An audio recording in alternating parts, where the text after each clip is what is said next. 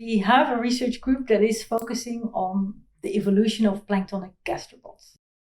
They are the only animal plankton with good fossil record. And so for me, as an evolutionary biologist, this was something that attracted me to this group. You can find out when things evolved by looking at the fossil records.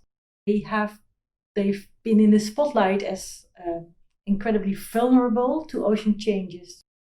They've actually been proposed as bioindicators, so they would be like the canaries in the coal mine, the first organisms to show the negative impact of global change, basically. They have thin shells made of aragonite, which is a very soluble polymorph of calcium carbonate. They would suffer by the fact that oceans are becoming more acidic. It would be harder for them to make a shell, and it may actually be that they are dissolving from the outside because waters have become corrosive with respect to aragonite. We work on different aspects, so I focus more on the genetic side of things. So looking at their DNA to tell a story, and then Lisetta works on calcification, and Debbie works on biogeography. So we sort of use different tools to try and answer the question whether they can adapt to changes in the ocean in the future. Part of my work is to find out fundamental information. So how many species there are, how we define those species, where they live, not just geographically, but also in their depth distribution. So yeah, we try to find out everything about them, and then it's trying to fit these pieces of the puzzle together. I am specifically looking at the genes that they use to build their shell. So I'm looking at the genetic background and how what are these genes? I'm trying to discover these genes. Well, a gene can be really an abstract thing. Actually, the gene codes for proteins that are the gene products. These proteins will have an action in our body and also in the body of these organisms. They will make things happen. So one of the benefits of looking at DNA is that it's like a storybook that's been passed down from generation to generation, from the most ancestral theropod all the way to the theropods we see today. And you collect all these mutations and adaptations through time. So you can actually see what are the forces that were acting on them in the past, how much resources they have to change their characteristics and evolve in the future. So it's sort of like looking at this book, you can see what happened in the past and you can predict what happened in the future. Sometimes we get results that are contrary to our hypothesis or what we were expecting. So one of the things that we worked on, for example, is shell thickness. So using micro-CT scans to measure the average thickness of a shell, which is like an indicator of how much they've calcified.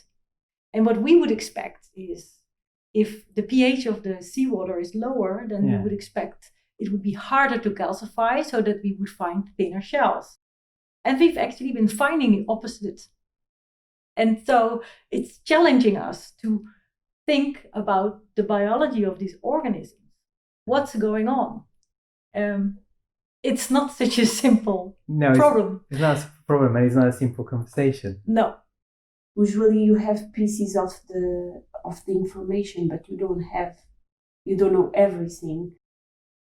And sometimes you have your own ideas, you build your own ideas, and you think that they will behave or respond in a certain way, or they have a certain lifestyle. But in the end, it turns out to be completely different from what you imagine. For a long time, people thought, okay, evolution, like really like molecular changes in the DNA or morphological adaptations, it's something that happens over millions of years. Whereas something that's more relevant to adaptation to current change is not really evolution, but it could be like plasticity or something. Something that's more on the orders of tens or hundreds of years. But these fields are merging. Now we are seeing that evolution can actually be quick enough to be of relevance to adapt to current changes. What tells us how they will evolve or how fast they will evolve? It's not a simple question. Also, most people have this idea that evolution is going towards something better. Like we're progressing, we're always getting better. But that's not how I would view evolution at all. I mean, we just have to be as well adapted to current circumstances as possible. So that's not saying something is better or more evolved than something else. Like the dinosaurs were just equally well evolved. However, they didn't survive the big mass extinction. From these different angles, we are trying to put the pieces of the puzzle, basically, together. Can they adapt fast enough to keep up with the changes in the ocean?